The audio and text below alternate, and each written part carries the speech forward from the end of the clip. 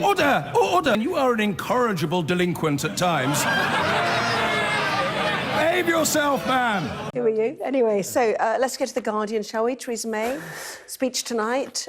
She talked about people working through the night extremely hard, that it is immensely difficult, and that is a theme picked up by The Guardian, that we're in the end game, that time is running out. Yeah, it might not be the end of the beginning, it's the beginning of the end. I mean, God knows. I mean, there were negotiators last night till 2:40 in the morning, which at one level might imply they came pretty close because you don't bother staying up nearly all night if you don't feel that you just have to get a little bit over the line, but they didn't get over the line.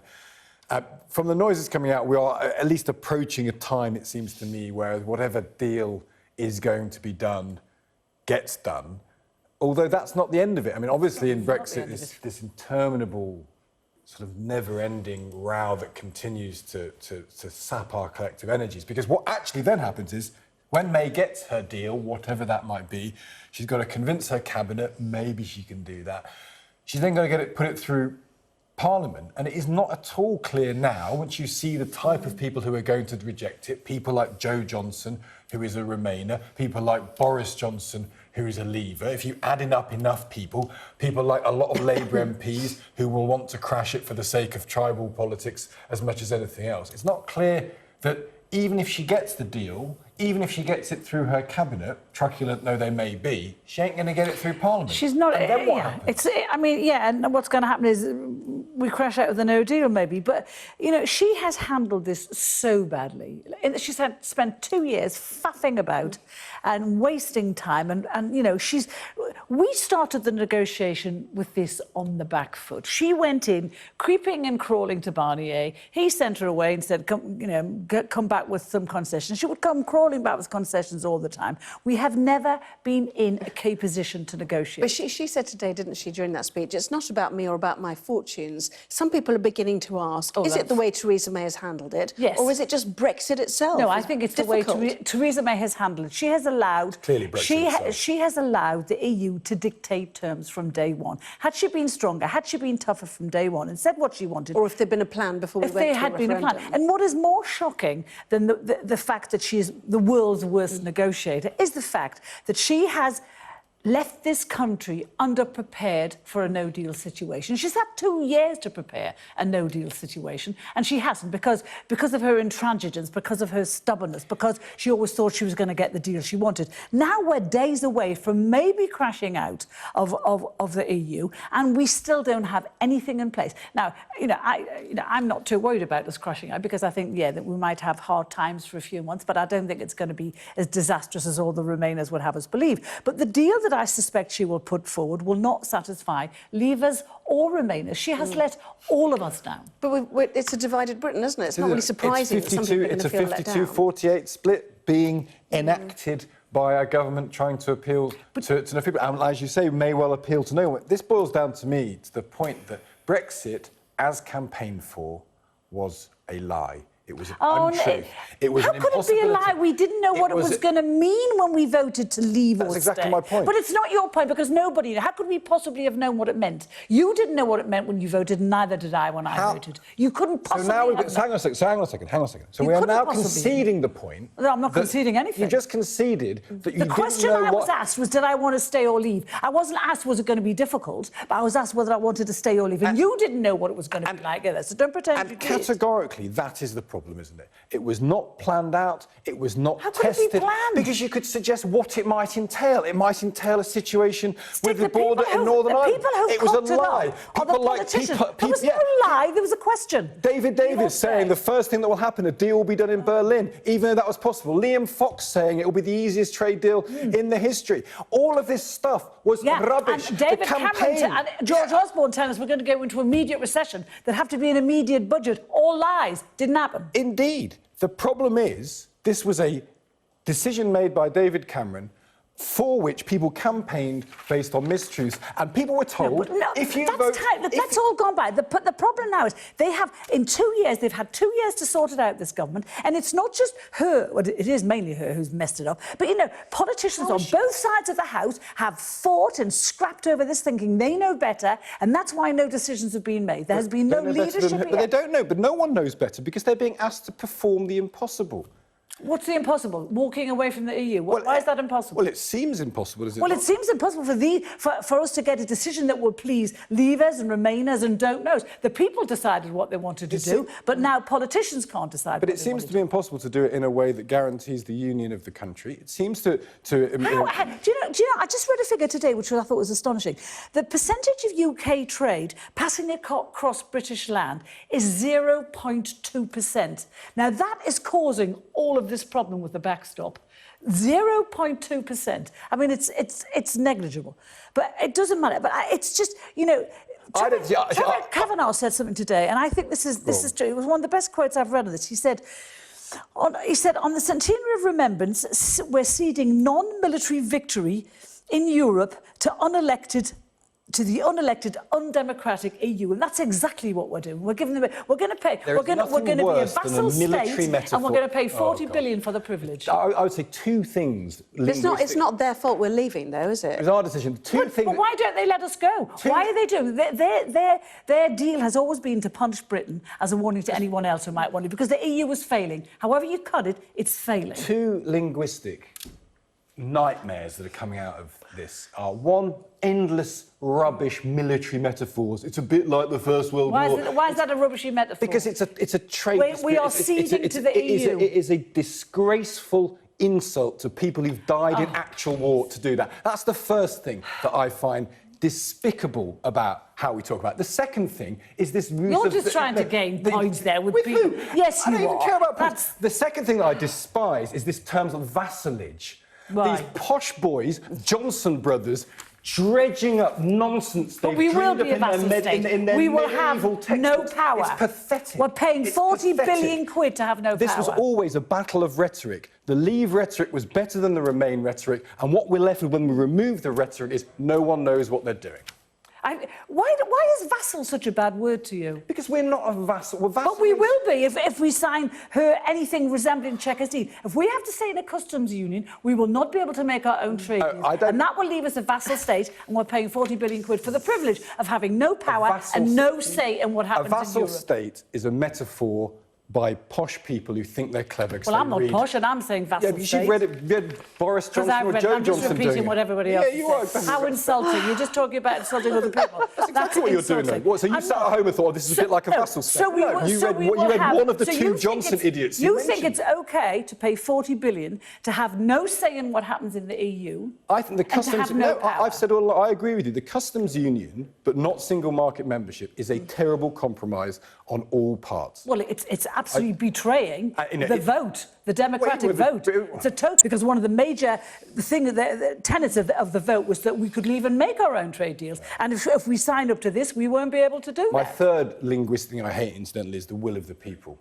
As if that is a yeah, because that's really insulting to people as well. You're just insulting the 17.4 million who voted. If you're talking about insulting people, it is the will of the people. That was the deal. Oh, for God's sake. That was the, so what is it? Well, it's not the will of the people. Well, it was. It was the will of the majority. Well, the will of some people. It was the will of the majority. It was the will of scarcely above 50%. It was the will of the people. majority. So it's not the people, is it? The people constitute the entire nation. Is what Brexit... do you want from a referendum vote, Stig? That's what happens. One side wins, one side doesn't. I didn't want a referendum vote. And I wanted a vote, and I wanted a vote that was going to cause constitutional change, to have some sort of threshold, so a 60% threshold. No, it should be. It's never going to happen. One side was going to win. There was for devolution in 1979. There was a threshold. One side was always going to. Why not have a threshold? And you wonder why Brexit is such a difficult thing to engineer. Anyway, the EU suggesting Cabinet needs to agree by the end of Wednesday for there to be a summit this month to approve a Brexit deal. We will see if that is likely to happen. But there we go, another one. Brexit deal is close, but I won't compromise on apologies to Stig, the will of the people. Will of the people. There we go. Right. Crunch time, definitely. Carol and Stig are here, as you can see. Brexit. But Mandy Dingl's coming back to Amazon. Yeah. In the time... Speaking of ridiculous things, Brexit. Yeah. So we are beginning to get to what Theresa May is calling the end game, although the question of whether it actually is an end game is an intriguing one, because it would appear that we are close to getting some form of deal negotiated by Theresa May. She then has to get it through her cabinet, which contains some Brexiteers, Eurosceptics, some Remainers. Can she by force of personality. Seem unlikely on the face You've of it. answered your own question there. Force that No. through cabinet, it's possible. But then after cabinet, she's got to get it through Parliament, and then you can start trying to do the arithmetic on it. Who would vote down a Theresa May deal? Well, a bunch of Tory Brexiteers will vote it down.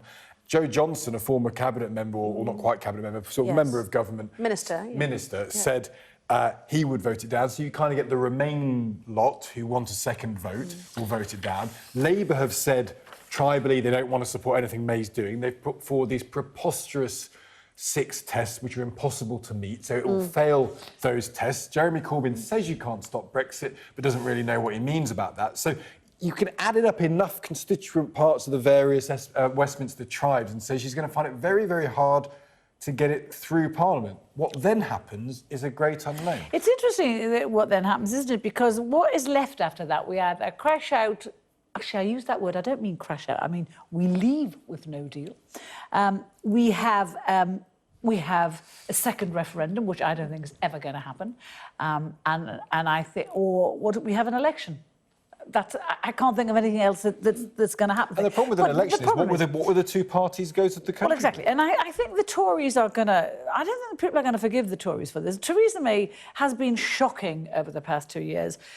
She's done absolutely nothing. She's got to be the world's worst negotiator. And not only is she the world's worst negotiator, she has left us in the terrible position where she has not prepared this country for a no-deal Brexit. We had half a chance of getting a good deal from the EU if they believed we would walk away and had we made preparations to walk away. But we haven't. Do you think that's true? Yeah, I think it's absolutely true. If we'd made preparations that we'd be safe if we walked away, I think that would have scared Brussels. But they haven't been scared for a minute because she's gone into every negotiation ready to capitulate. We know how the EU works. Or that the EU project is greater than the fear of Brexit. But the EU project is not. But it's not greater. It's an unelected. For some EU countries, it might be. They are willing to do everything it takes to preserve the EU project at the cost of. Well, they are. We've Britain. seen that. Macron wants to. Merkel wants to. But the thing is, it's a failing project. Look what's happening. What's happening in Italy? What's happening in Poland? Macron is now losing support in France every day that passes. Marine Le Pen's party took over from his in the polls this week. So it is a failing. Our growth rate is 3 times faster than the Eurozone's currently. Our growth rate for the last quarter is 0.6%. The Eurozone's is 0.2%. You can cut that in another way. Well, you can't cut it another way. Well, you can. There's a whole body of statistics. If you look at individual countries within the EU, they're all growing at a much greater rate. But we're lower than the biggest economies in the world. But we are the 5th biggest economy in the world. The idea that we will not survive in the coming years without the EU is preposterous. Of course we will survive. But is it Theresa May that's been woeful, or is it that Brexit was extremely difficult? The withdrawal agreement, we are learning, runs to, I've heard, 400 or 500 pages, depending who you speak to. That's a lot of complicated stuff to get. You shouldn't not do something because it's complicated. We're talking about pages of stuff. A referendum was put to the people of this country. They decided they want to leave the shackles of the EU. They wanted to make their own trade deals. That's just the withdrawal. That's not even the future partnership. But you're talking about paperwork. You shouldn't not do something because of paperwork. The idea to leave. You've still got to go through the paperwork. You've still got to. Yes, you have. You have got to go. But she says we're close. We're no closer today than we were 3 weeks ago. We were 95% there 3 weeks ago. The Irish backstop is still the problem. The Times has an element of positivity about it. Behind the public rhetoric, both sides appeared to be inching towards an agreement. Other sticking points, including on state aid rules and taxation, had been successfully parked. The only thing now on the stalemate is the backstop. Is us staying in the customs union. That's not going to be acceptable for us to stay in a customs union. That does not deliver any form of Brexit that will be acceptable to Leavers or Remainers. And I don't disagree with that. The problem is that she is trying, and I think she's been dealt an appalling hand. And she's trying to find a way of reaching something that will satisfy enough people. She may well not be able to do that, but it comes back to the original position taken by David Cameron, which is we can have a very straightforward binary yes/no referendum for issues that are far, far more complicated. And on the question, we are still suffering the consequences of that decision by David Cameron. And that's not Theresa May's fault. That is David Cameron's fault. But on the issue that the Daily Telegraph and you, Carol, are talking about, no deal, if we go to the Telegraph, no deal is better than caving into Brussels. Is that true or is that not true? Do we it is categorically know true. that no deal is going to be It is true, okay? because what is going to happen if we true or false, it's just an opinion. if we do a deal that keeps us shackled to them in terms of trade, that defeats the whole reason for Brexit. One of the major planks for the people voted for Brexit was because they wanted to be free to do our own trade deals. If we remain part of the customs union, we cannot. So she will not have delivered Brexit. So, and they're quite right to say that no deal is better than this, because we are going to be paying 40 billion quid. And although he hates me using the word, we will be a vassal state with no powers and no say over what happens within the EU. Currently, we do have a say. If this happens, we will have no say and we'll be paying for the privilege. The customs union option, I think, is the worst of all possible worlds. Yes. I think that's right. The problem is that everyone gets tied to these terms as if they mean something, like the no deal versus the Canada deal versus the Chequers deal. None of them exist in real life. And I think the most fundamentally unlikely thing still remains no deal, because there will be some form of fudge guaranteed. Because even if all of this collapses, the day of Brexit or the day of the 29th of March, there will have to be immediate arrangements made for things that we cannot live without, like connection via aeroplanes, like something to do with cancer drugs. There will be some form of things in place. Will this be a good thing for Britain economically? Absolutely not. Not in the short term. No. Not in the short term. And that short term, if you listen to people like Jacob Rees-Mogg, could be up to 50 years. Oh, no. Listen, you keep on repeating that figure all of the time. So you would mock what Jacob Rees-Mogg says on a normal day, but you're clinging to this figure, and you always trot it out. I'm on a normal day, whatever he says, you would I'm just... doing I want to say this without swearing. You will... What? You know what I want to say. You will just mock what he says on a normal day, yet on this figure you're sticking to it. Forgive me, I'm doing him the respect of listening to what he says. No, you don't. You mock him all the time. I'm quoting what he said. He said... Yeah, quoting what suits you. Up to 50 years. Sorry, what's exactly... What could take... The economic turbulence could take 50 years. Could take 50 years. We will not know if this has been a good decision for 50 years. He said. Liam Fox said it'd be the easiest deal in history. It is not. You quote that one all the time as well. Yeah, because these were people who fundamentally were in control of our decision to leave the EU. Who? Jacob Rees-Mogg? They were in control of how we've managed it, and they did not know a jot of what they were doing. Let's look at what Jacob Rees-Mogg said on Sunday. He came up with, I thought, what was a good idea. He said, let's leave the EU as friends. Let's give them 20 billion quid, and let's leave on March, whatever, the 21st, have a transition period of 21 months where we pay them 10 billion quid a year, and no one changes anything. No one charges tariffs on either side. And in the meantime, we work out our position with WTO, and we work out a Canada-style deal with them. That sounds to me like a half-decent solution. But that's just a deal, isn't it? Well, yes, that's what we're trying to get, to take a deal. Yeah. We're trying to get a deal. That's what we're trying to come to. But that seems to me like a deal where we can all just sort things out over the next 21 months. But as you would probably say, would the EU accept that deal? They seem unlikely to. Well, if they think they're going to get 40 billion, they're probably not going to accept the other thing, I mean, they're not going to get 40 billion. The other problem with a no deal. that there's been with people like Rees-Mogg and Fox and the like is the arrogance in believing that Brexit was something that we could just determine by ourselves. It was always going to have to be in negotiation with 27 other states. It wasn't something that we could promise or guarantee, because it wasn't in our own hands. Why didn't we realise... So the second we voted to leave, we took it out of our own hands. But why didn't we realise... Ironically. Why haven't all the Remainers realised that no matter how much we try to negotiate, the bottom line is the EU doesn't want us to have a deal. They have never wanted us to have a deal. Just very quickly, because we need to get to a break. I know you wanted to see the Daily Mail as well, which is Boris Johnson shouting out in support of this woman who spent 8 years in a Pakistani jail on death row. Yeah, a Christian, obviously. He seems to me it's clearly right to want to support this woman who was abysmally treated in Pakistan on absurd and medieval grounds. The problem for Boris generally, and this is a broader point, is do we believe he does anything in good faith? This is the person who, while he was Foreign Secretary, did nothing to help Nazarene, the woman who's stuck in Iran. He's a showboater. And even though this might be a legitimate thing for him to be supporting, do we trust that he can support it in good faith? It doesn't matter whether we trust him or not. If he gets her over here and she gets asylum here, well, that's a good thing. OK.